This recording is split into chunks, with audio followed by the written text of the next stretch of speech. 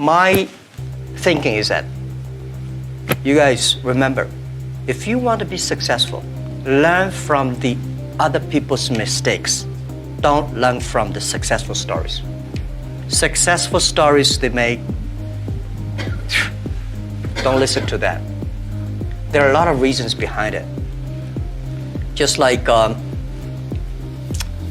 remember the first time Harvard Business School came to us, say, Jack, we want to write a case study for you. That's years 2001 or 2000. They came, they spent 1 week and they write a report and I read, I said, this is not me. And they said, this is you. I said, no, this is not us. He said, this is you.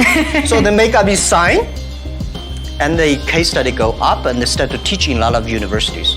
The next 5 years, they invited me to go to the case study and they always find a competitor of my company.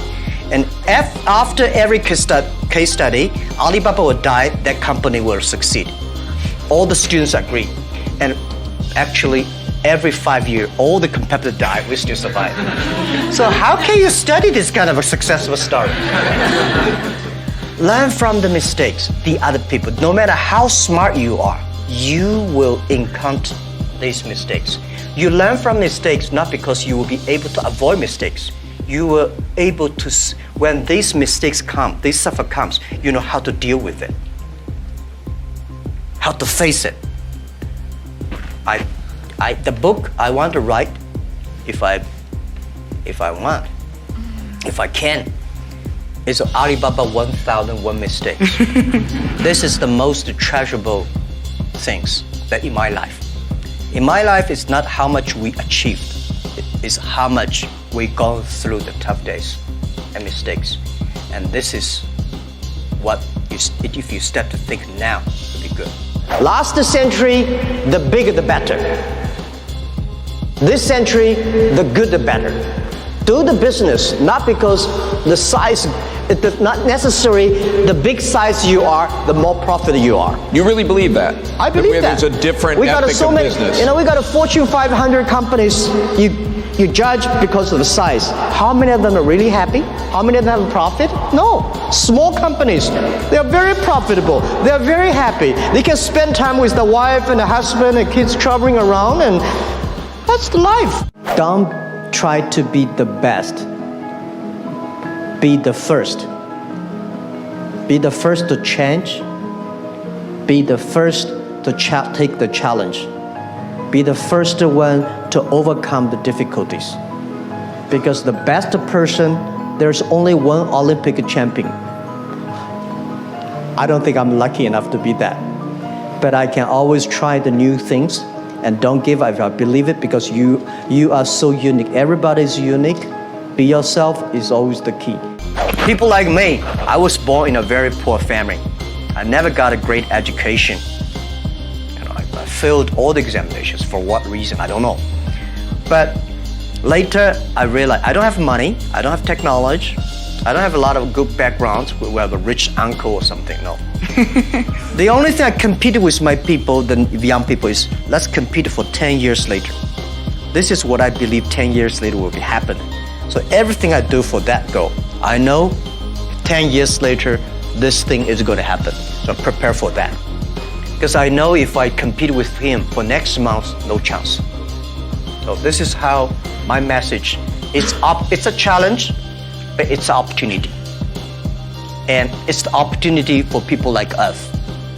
This world, the most difficult thing is to convincing a successful people. When you tell him, this is a great opportunity, he said, no, forget it, right? I've been doing this for 30 years. But for people like us, we're looking for opportunities in order to survive. So we will do anything to be creative. So this is the message. 30 years, it's an opportunity for us. It's a challenge for those people who are 60 years old. If they're 60 years old, not discrimination, but it is tough for them. Who's your most dangerous competitor? Is it Amazon or is it Tencent? Well, people always compare us with Amazon. Amazon is a great company. I respect. I've been seeing them from tiny to that big, and I think they will continue to grow. But we are different. Amazon is an e-commerce company. We are not e-commerce company.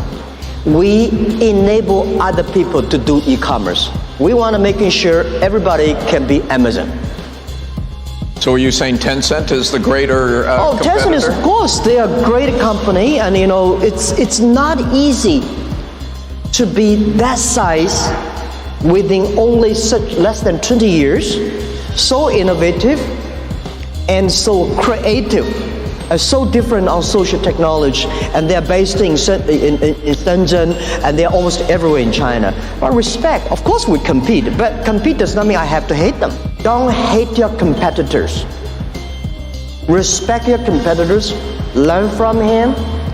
But, Pony and I, we've been doing the charity together, the Nature Conservancy, and protect but we compete each other. But when we compete each other, we should respect each other. I respect him.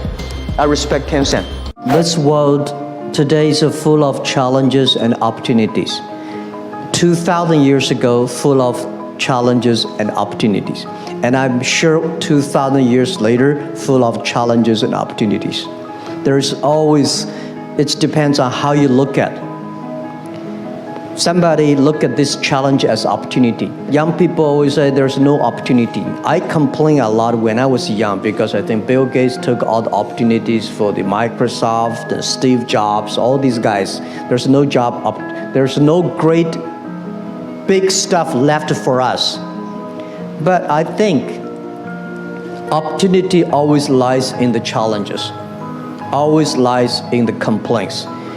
If you can solve the challenge, you will be successful. The big challenge you solve, the big problem, the big opportunity you have. In the past 18 years, when I do internet in China, we got a criticism every day. Something when you believe it, a lot of people criticize it. But if you really believe, continue to do it, improve it. We were rejected by more than 30 venture capitalists. But we are very optimistic. We believe in the future. We believe in internet. And we believe that if we do not succeed, somebody will. How do I motivate, incentive or motivate my colleagues? You have to find the people that can mobilize themselves. It's impossible to encourage a negative person. So the people you hire, the people work together, they have to be, or you cannot, we have 65,000 employees now. You cannot hire all of them that positive, but at least the people work with me. My management, leadership, several areas, they have to be positive. They have to know to incentive the others, because I cannot incentive everybody. And making sure the culture. So I think it would be very painful for me to talk to my vice president, and he need to be incentivized and mobilized every time, right? This won't work. If he does not know how to incentivize or mobilize his people, it's better. I don't think he will be the vice president. He should be a good engineer, good designer, but not good leader. A good leader should know how, but not by only money. Most of people incentivized or mobilized not because you give them a lot of money. You give them respect, trust, appreciation, and correct, heartful advice. When you come to my meetings, internal meetings, you will be shocked because we are not like a lot of the other Chinese company. The boss say everybody listen, take notes, and go down. We are like a war room. We make decisions based on whose voice is louder. Right? Early days, we fight and talk, and then making sure everybody speak up. Right. So this is also a way of mobilize and incentive. There are a lot of ways, and different people have a different way. to send incentive. I think life is a journey. You come to this world is to enjoy the life, to be happy and healthy. So the day when you leave the world and you say, I'm happy in my life, I'm healthy in this life, because if you're not healthy, you will never be happy. So I believe happy and healthy are the things the human being always looking for. And I think next to 30 years, because of the technology, the life science is going to change a lot. And people is going to live longer. But you can live longer does not necessarily live healthier. So if you're not healthy, how can you be happy? If you live longer, if you're not happy, why you live there?